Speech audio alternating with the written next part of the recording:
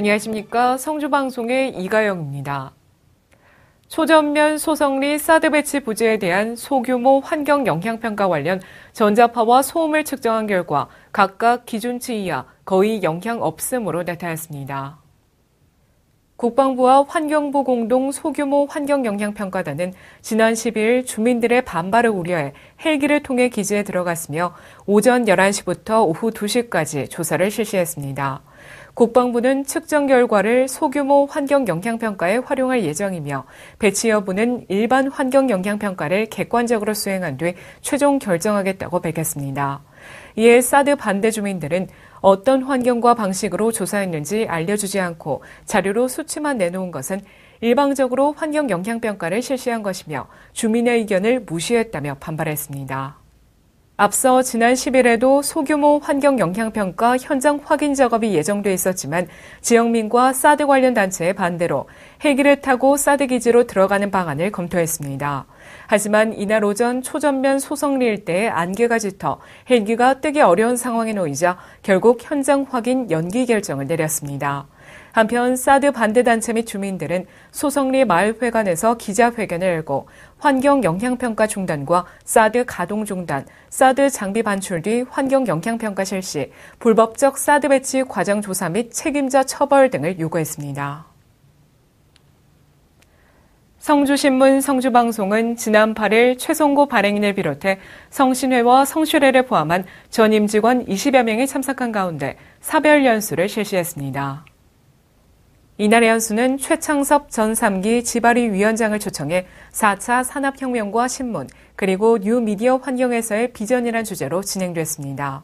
3시간여에 걸쳐 진행된 교육에서는 최창섭 전 위원장이 모바일이 가지는 중요성과 신문이 가지는 4차 산업의 미래에 대해 설명했습니다. 최 위원장은 현재 신문 사업이 침체되어 있다는 심각성을 이야기하면서 신문과 소식은 광역시 중심으로 돌아가고 있으며 이러한 것을 바로잡기 위해서는 현재 4차 산업을 잘 활용해야 한다고 밝혔습니다. 또한 4차 산업이란 현실과 가상의 공간이 융합돼 인간을 중심으로 활용되는 것이라 정의하며 이렇게 탄생하는 신문은 스토리텔링과 스토리 메이킹이 적절하게 어우러져 지역민이 원하는 진정한 신문이 될 것이라고 강조했습니다. 성주신문 실버기자회는 지난달 31일 지역 내 노인들을 대상으로 하는 어르신 신문을 발간했습니다.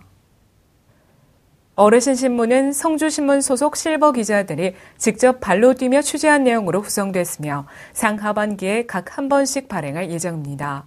이번 참가노인은 각 읍면의 팔순잔치와 환경 대청결 청소 등 관내 크고 작은 소식을 비롯해 어르신들이 알아야 하는 정보인 보이스피싱과 노후 준비 등을 담았습니다.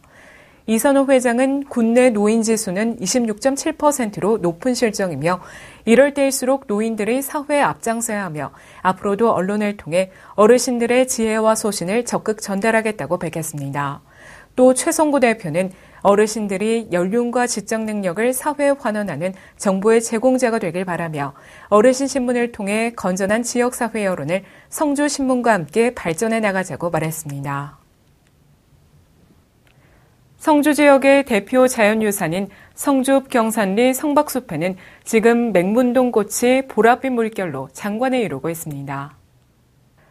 현재 성박숲의 아름다운 맹문동 꽃은 산책하는 이들의 눈길을 사로잡고 있으며 관람객과 주민들은 사진 찍느라 여념이 없습니다. 특히 맹문동 꽃으로 장관을 이룬 성박숲의 아름다운 풍경을 카메라에 담기 위해 전국의 사진 작가들이 모여 촬영 명소로 각광받고 있습니다. 한편 성박숲은 국가지정 천연기념물 제403호로 노거수 왕버들 55주가 자라고 있으며 각종 운동기구와 편의시설이 갖춰져 있고 수시로 다양한 공연이 열려 국민들에게 소중한 휴식 공간으로 자리 잡고 있습니다. 침체된 성주 전통시장의 활성화를 위해 8월부터 12월까지 군청 실과단소 전 직원이 월 한 차례 이상 장보기 행사에 나섭니다. 이 행사는 군청 실과단소별 6개 조로 편성해 장날마다 지정된 날짜에 장보기를 실시하고 평상시에도 전통시장 내 음식점을 많이 이용하자는 취지로 시행됩니다. 공 관계자는 요즘 무더운 날씨로 야외 활동이 줄어 전통시장 또한 침체됐으며 이럴 때일수록 공무원들이 발벗고 나서 전통시장에 활력을 불어넣어 주길 바란다며 상인들 또한 더운 날씨 속에서도 미소를 잃지 않고 친절히 손님들을 맞이한다면 전통시장을 찾는 사람들이 많아지게 될 것이라고 말했습니다. 참외 재배농업인과 신규 농업인 등 천여 명을 대상으로 8월 25일부터 9월 5일까지 2018 새해농업인 실용교육이 진행됩니다.